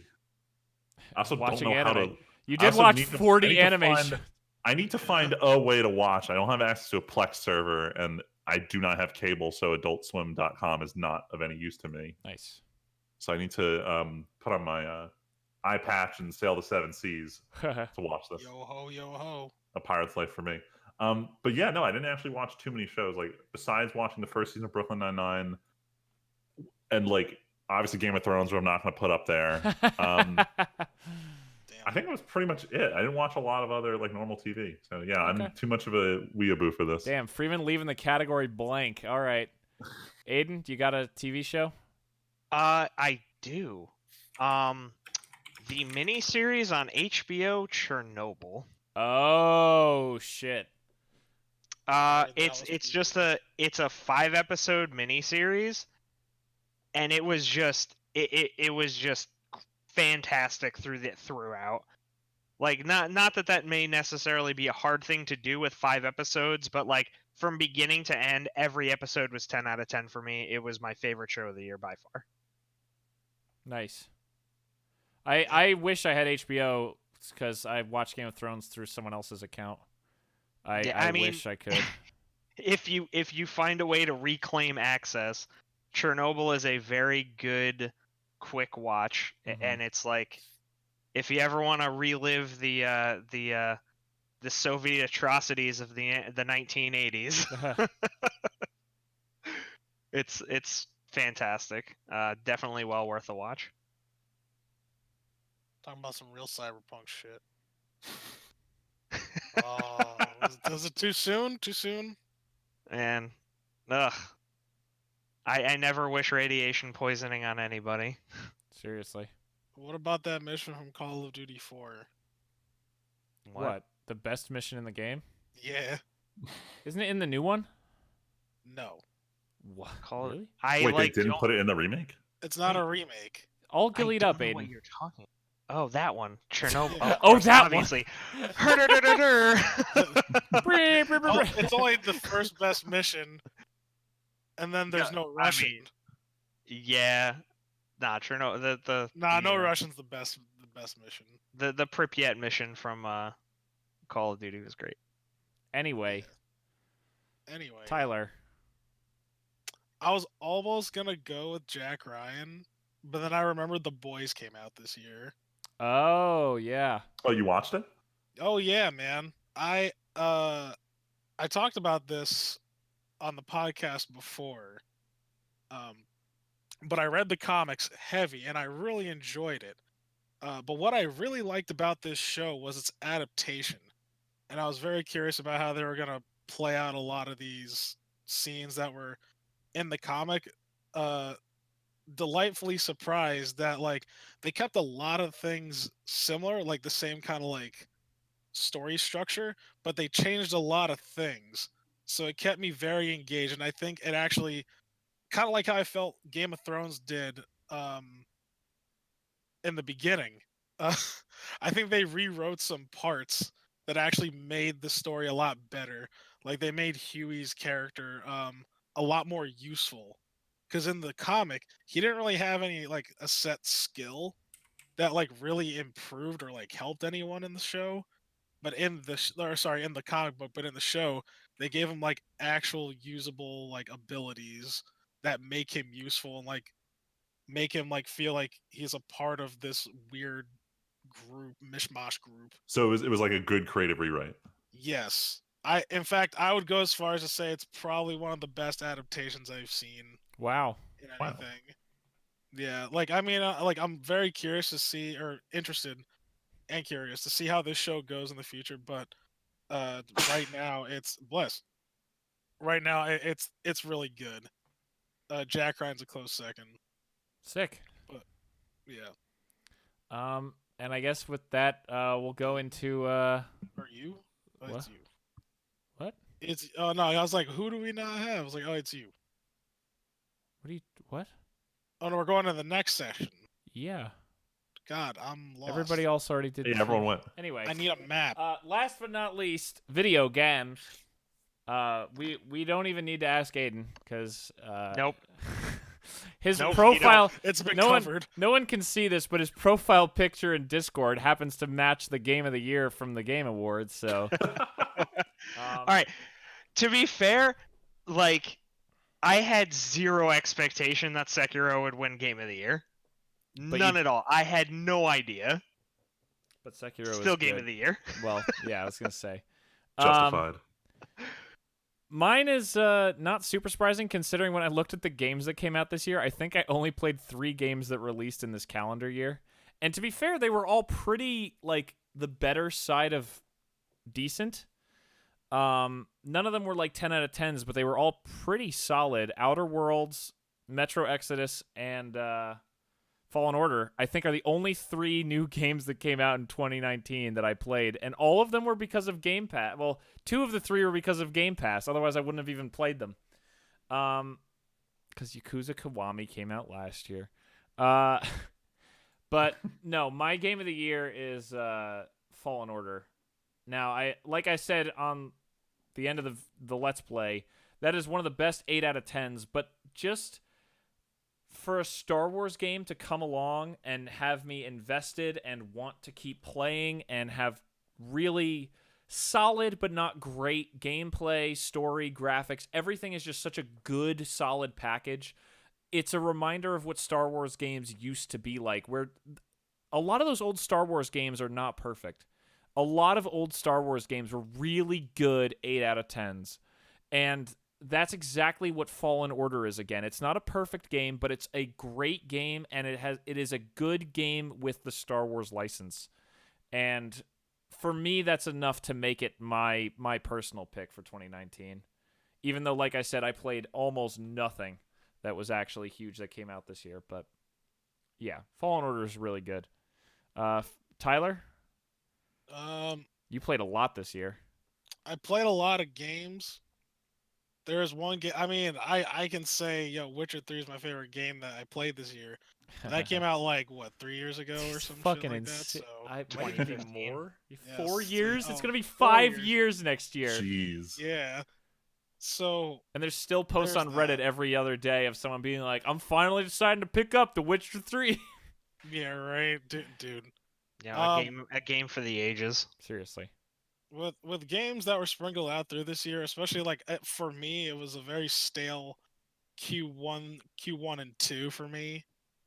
And then like man, I started picking up a lot of games like Q3, Q4. And I was like, damn, this is a lot of games. But one that sticks out, especially it being so impressive, was Resident Evil 2. Oh wow. I love that game a lot. I Like thought you a were gonna say lot. God of War. God Thought you of were War gonna didn't say come Chrono out this Trigger. year. Oh, it really didn't? Which didn't come out this year either. Oh It shit. came out last year. No, Oh, God of whoops. War came out back when we were all still living in the house together. Shit, you're Yes. right. My bad. If that came out this year, then yes, I would be like, this is the best game of all time. But yeah, this year, no, that's Resident Resident Evil 2 was just so good. It nailed literally everything. Nice. Like I couldn't find much of an issue with that game. Like everything about it. They got everything right.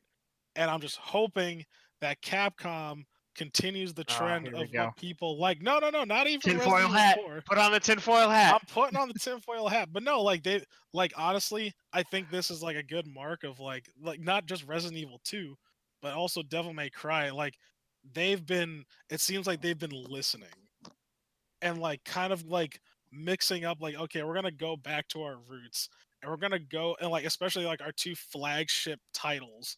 That's not Mega Man, right? We're gonna go and we're gonna redo these things like from or like go back to like what made them good and improve upon it, and that's exactly what they did. and those games got a lot of hype, and so I hope that the trend continues and that they continue to put out like quality content aside from like emo looking fucking Dante, whatever remake Now- that garbage was. Now tell the people where you want this road to lead, Tyler. Oh, I said it last week. Resident Evil 4. No, it's going there. It's not where I want it to go. It's where it's going. It's going to Resident Evil 4. It's gonna do it. Mark my words.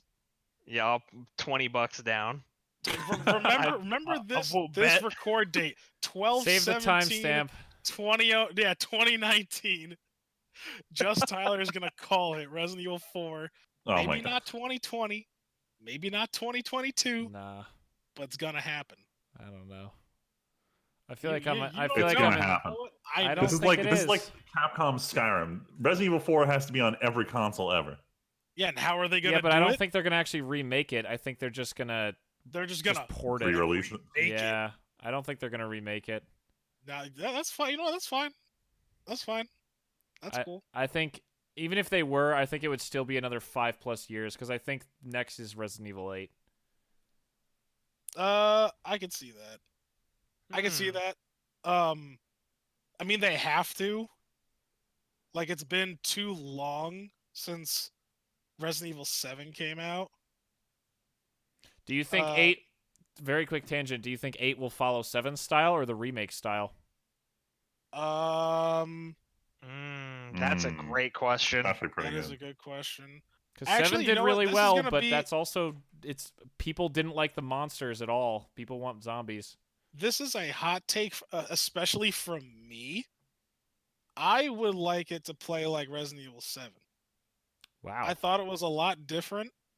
I didn't like the monsters. I thought the monsters and the bosses were lame, but it was different, and with the puzzles and everything, it still held that like kind of Resident Evil feel without it being Resident Evil. Right. If that makes sense. No, it totally makes Like sense. it was just a lot different. Now, if they did it like the remakes, I would be completely happy with that. They knocked that shit out of the park, like I said. Mm-hmm. But I wouldn't complain either if they did it like Resident Evil 7. Gotcha. However, they better, I swear to God, they better, if they do it like 7, they have to start making some sense because 7 didn't make any fucking sense in terms of plot. Okay. Aiden Because at Friedman. the end, they had no spoilers. They had a weird cliffhanger. Yeah. And it's like, wait, what? Why are you here? Yeah. Why are you wearing that? What are you doing here? And they don't explain it. Yep. None of the DLCs. I remember watching a Let's Play of it and the DLCs. I'll probably play it someday, but yeah, it didn't look like it made any sense in the grand scheme of things. Yeah, no. Freeman, Aiden, what do you guys think? Resident Evil 8, 7 or remake engine? So, as someone who has literally zero opinion on Resident Evil as a series, Oh, I thought you I did. have My literally bad. zero opinion of Resident Evil as a series. Shit, my bad. I thought I remembered that. Okay, never mind. No, I actually haven't played any of them. Aiden, Well- as someone who clearly has. I would. I'm on the boat with Tyler here. I would like to see more of the Resident Evil 7 style. Okay. Cool. Because like I've been enjoying a lot of the games like that. Like I mean, it really all for me it all started with Amnesia: The Dark Descent, Mm-hmm. and like that kind of I don't know, man. I really it's the perspective thing. I prefer the First-person first creeper. person perspective for horror games. Right. Like I liked it. I liked Outlast. I liked. So you want it to go more of the Amnesia. horror style? I well. want more horror rather than okay, run around this corner, shoot the zombie in the legs until he falls. Run Right. around that corner, shoot the zombie in the legs until he falls. Makes sense. Like You now, I yeah. appreciate those games, and I like Tyler really loved the remake of Resident Evil 2, but like I want to see them take Resident Evil, like especially in the numbered series, remakes aside. If they want to remake 3, I'm gonna play the 3 remake. If they remake 4, I'll play that too. But like moving forward for like the series, I would like to see them go more of the horror direction Mm-hmm. rather Remember that than Resident the Evil 6 bullshit. yeah. I didn't like the whole. I mean, don't 6, like everyone where is- they I think took the action route. I feel like everyone recognizes that 6 was a big fucking mistake. Well, so here's the thing with that. I know. Oh my god, we're going off tangent. Okay. Yeah. So Leon's part, because they broke the game off into sections. Leon's part actually wasn't abysmal. It was like, oh, like it's got some like creepy elements and it's got some parts, and then you play the rest of the game. They're all literally just like action sequences. Yikes. All of it. Interesting. Like all of it. It's like, okay, Leon's more survival horror centered. Chris Redfield's like action, boom, explosions, and like Wesker's son. Yeah, Wesker's fucking son. Has like, I don't know, platforming, because a game like that should have platforming and then like it was just, it was bad. It had no direction. It seemed like it was trying to dump a bunch of different games into one game. It's like, oh, everybody likes, everybody likes the whole like horror genre, but like we like this action stuff. No, Right. fucking no. Um, It's not what we want. I'm sorry, Freeman. We got so off topic. We didn't actually get to ask what your game of the year was. So it's a controversial take here. So most of my year was spent, like, the first half of the year I was still deep into Overwatch, and then like Let's Go Peak 2 and Eevee came out. That game sucked. I'm not even gonna talk about it. But I'm gonna nominate a game that I technically haven't played yet. So I got, as we all did here, we got super into Monster Hunter World.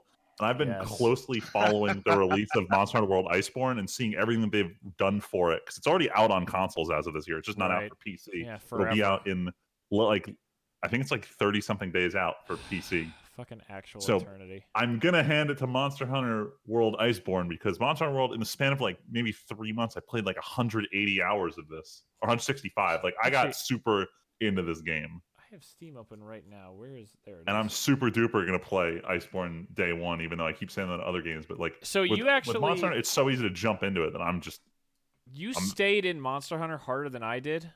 I have 89 hours, so you've probably broken 100. Yeah, I'm at 165. I will say I fell off Monster Hunter, and I kind of care a lot less about Iceborne than when I was in Monster Hunter for obvious reasons. But even still, I don't regret playing Monster Hunter. That was a lot of fun. I know Tyler didn't really enjoy it, but I really liked Monster Hunter. I just don't know if I have it in me to get back in again, but we'll see. Maybe if you guys are raving about Iceborne, I don't know. Oh, I just love the gameplay loop. Even though I wasn't farming for stuff, like, it was the other day they did one event live that gave out a lot of jewels, whatever. None of them were that good, but I was like, fuck it, let's play this. I like the core gameplay loop of it, so Right. I'm super excited, and give a game that I haven't played my best game of 2019. When me and you, Friedman, when we're killing those monsters, getting them Kieran sets and all them new monsters in Iceborne and shit, and all that other fancy stuff, All that Tim's crazy new layer. Look, I just said when you guys are playing, if you're like, it's so good, I'll probably get it again. I'll probably I get mean, it. it's probably just going to be more of the same. It seems like this is Oh, of 100% course what it the is. expansion supposed to be. It's just literally building on the base game. Freeman, It's not a sequel. Freeman, you're saying this seems like more of the same. Monster Hunter, the series, is built on being more of the same. Well, Monster Hunter World is very different than the other ones. Like, I looked into getting Generations U for, or no, Never go back. whatever the one for Switch, and I looked into what's different. Like, I don't know if I want to. Like, I'm too used to how World is. Man, I want to play Monster Hunter. Game of the year 2019. Oh my god. Did it come out on PC this year? No, it came out end of 2018 for PC, I think. All right, whatever, close enough. Monster Hunter / Iceborne is Freeman's game. of Iceborne, 2019. hell yeah. But with that, we are actually done with all of our 2019 stuff. Do we want to even talk about? I mean, we already covered a shit ton of what we've played and watched over the last few weeks, or over the last week. Is there anything else that anyone has play or watch or anything before we wrap up for the year? I have to decide if Halo. on Christmas Eve I'm going to beat Life is Strange 2 or I'm going to start the Fate Stay Night original visual novel.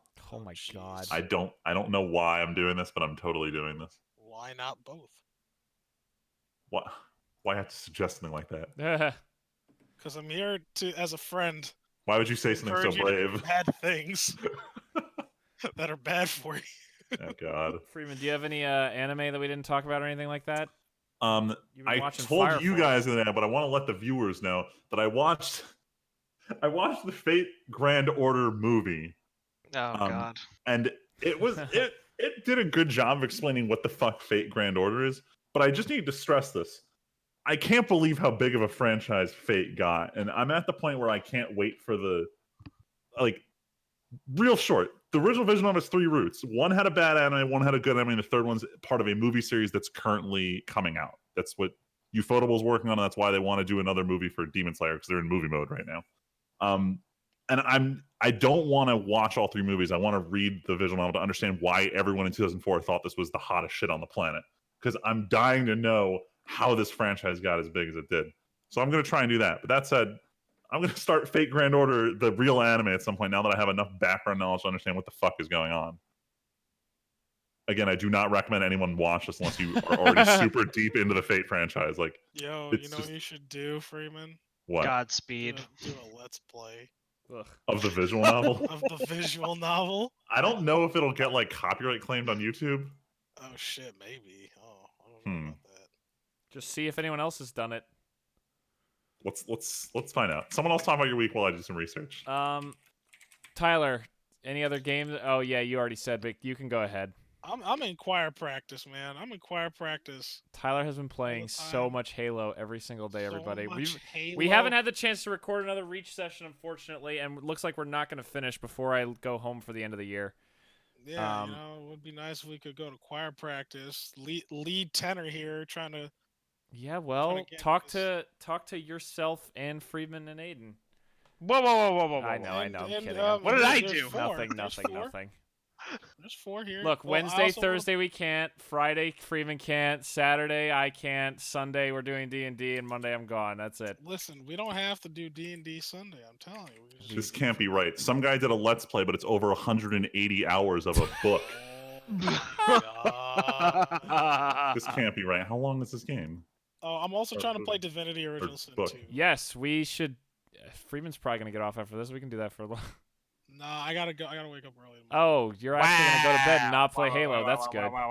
I know, dude. Fuck. Life's hard. Anything else? Yeah, me, Aiden, and Tyler have been playing some Divinity. That's It's it. pretty fun, but That's all I got. we're falling off because Halo. Aiden, you got anything? I mean, Shows, I'm also movies, in anything? the choir practice. Yeah, you guys have been playing much Halo. I picked up Disco Elysium, and I've been having a hell of a good time with that. Friend of mine actually bought it today and immediately texted me a picture of hilarious dialogue saying this game's great. So that game seems it to be is really good. The dialogue in this game is extremely well fleshed out, and your statistics matter in a way that you wouldn't really understand until you play this game. Nice. Like this is a game where it's like, you know how normally with RPG dialogue it's like, hey, this dialogue is because you have this skill. Right. It's like your skills will just happen during dialogue. Like somebody will say something and it's like, oh, encyclopedia, because you have this skill. Hey, here's this dialogue related to this thing that was said. And it's like just that little bit of extra stuff in there that you wouldn't otherwise know. Right. And you have like these passive roll checks that just happen while you're talking to people. You don't like select a dialogue option for them to happen. It's just like you have the skill, so you know this thing about this, or you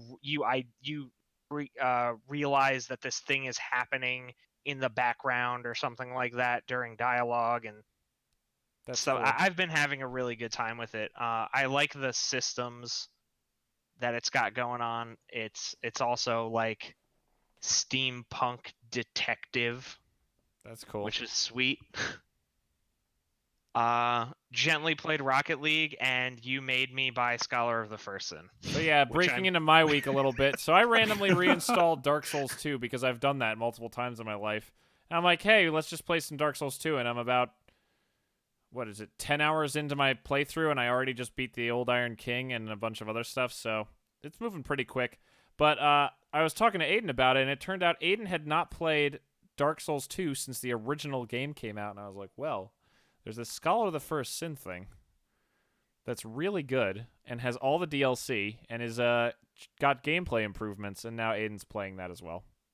Yeah. It was the one. It was the black sheep of the Dark Souls series for me, and I am now indulging in it once again.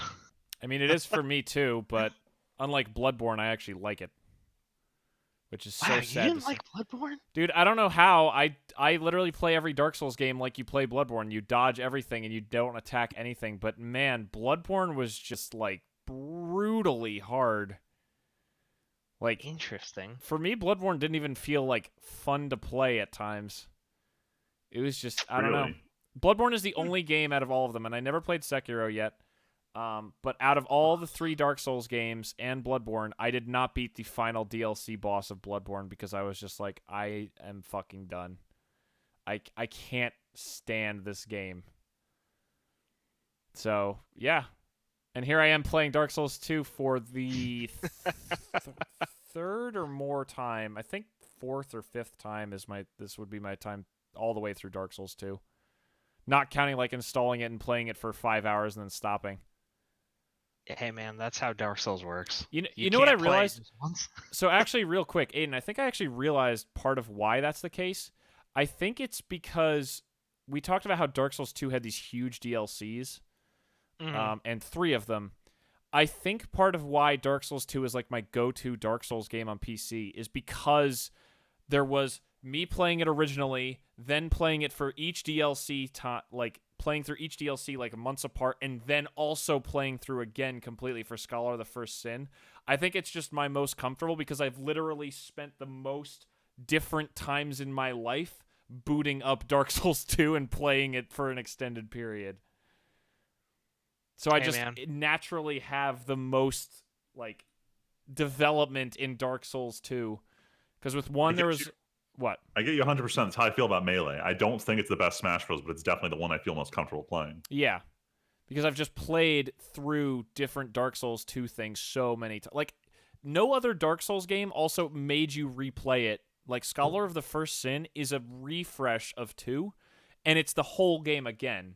It's just a rebalanced version of the game. I played through the whole thing, so that's the only time I played through like, no other Dark Souls game has a 1.5 version that is another whole playthrough. Dark Souls 1 just has its 1 DLC zone, and Dark Souls 3 has its 2 DLC zones, both of which are arguably not as big as any DLC zone in Dark Souls 2. Dark Souls 2's Yeah, DLCs no. are fucking enormous.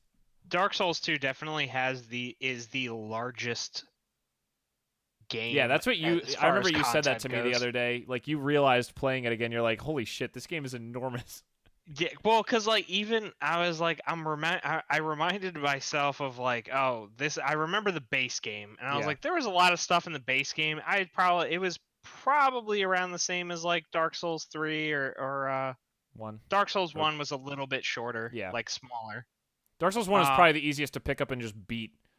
Like, I remember yeah. within like 2 or 3 hours getting to Ornstein and Smough. And that's like halfway especially through the with game. I mean, well, a lot of that's because of the master key. Well, also, you know what you're doing. Like, Yeah, that too. I boot up Dark Souls 2 because I'm comfortable with it, but Dark Souls 1 I've started playing so many times also. It's like you pick it up, go get the Black Knight sword, and just go through the game. My main save on Dark Souls 1, I'm on like new game plus 10 or some Oh, shit. Jesus. Oh my See, I don't goodness. see that's one thing. I have never taken a Dark Souls game to New Game Plus. Really? Yep. Start a Oh, new save. I don't bother. Yep. interesting. I'd rather start fresh than have the game be even more difficult. I'd rather get You should play competitive Halo, my friend, and Jesus. get that new game plus on Dark Souls. Oh my god. I don't play games to get stressed. I hear you and Tyler freaking out over Halo shit, and I'm like, this is why I play 1 or 2 matches and then stop. Yo, that wasn't even competitive. That was Look, just man, social there's- games. There's 2 places I get sweaty: the gym and on Discord. Damn. It's too bad I wasn't Yeah, he's- recording he's before the not show wrong. started. Distorted. It's really good that you weren't. But yeah. So outside. So is that everything in? Oh yeah, that's it for me for Um, this week. My hero is still good. this season still is a little weirdly like, I don't know. Listen to last week's conversation me and Freeman had. Still applies this week. I've been telling people about this Ginyu Force comparison, and it's blowing everyone's minds to realize that's the pacing fuck, we're going no, at. Everyone's like, you're wait, right. no. Yeah. Fire Force is really ramping it up. I'm excited for you to catch up, right? You're not caught up for you and Luigi. I'm not sure what's behind, going right? on. We watched. Luigi was one episode behind me. We watched that with him, and we watched one more episode with Val on Sunday. I don't know if we're gonna make that like catching up a group activity. We haven't really discussed it yet, but I am planning to catch up. Both the last episodes were great. I'm now at the stage where I only have one gripe with the show. It's just I don't like that he smiles when he's uncomfortable, because it doesn't convey the correct emotion during scenes, and it bothers me. I understand. Other than that, the show's doing great. It's fixing a lot of the problems it had with pacing and whatnot. Animation's still top quality. I was saying, what did I tell you the other day? This past week, these past 2 weeks actually. So I was talking about it last podcast. This week again. I haven't gotten there, so I can't. I know, but I'm just saying, like, man, these two. There has been each week one scene of like, wow, that's animation. That's like movie quality right there. I forget. I don't think I'm watching any other anime. I said last week I finished the gambling. That's whatever. I found I found another relaxation show on Netflix. I forget if I talked about it, but I found a show called The Repair Shop. It's Never heard of it. It's about a shop in England where they usually take like 3 people a week, and they have different experts in things. Like they have one guy who's literally built restored clocks for 20 years, and a guy who's done furniture for 15 years, and they literally just bring people in with random different things and they restore them. And it's just it's like that American Restorer show. Remember it was like an offshoot of American Pickers or something like that. I don't know if anyone else even knows what I'm talking about. It was years ago. There was some American guy who did restorations, but they were like it was all about like how much money they could sell things for and shit.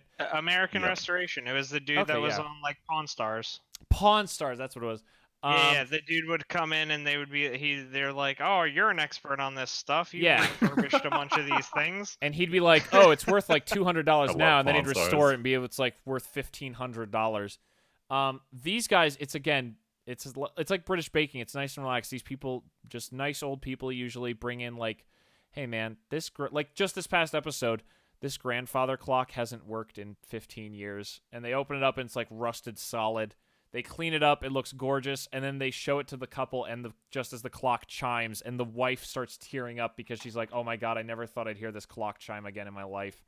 And I'm like, man, just like British baking, this is just a nice, relaxing thing to throw on during dinner that you don't super pay attention to, but it's just a nice kind of feel-good thing. #wholesome. Yes, exactly. I hurt myself intentionally by rewatching some Violet Evergarden this week. That was a mistake, but sometimes you just gotta hurt yourself real bad. Was there anything else? Oh shit! I've let Luigi down. I didn't watch any more of Moggy Brilliant Park. I need to do that. He also wants us to watch Absence of a Bookworm. Me and Val might start that when I'm home.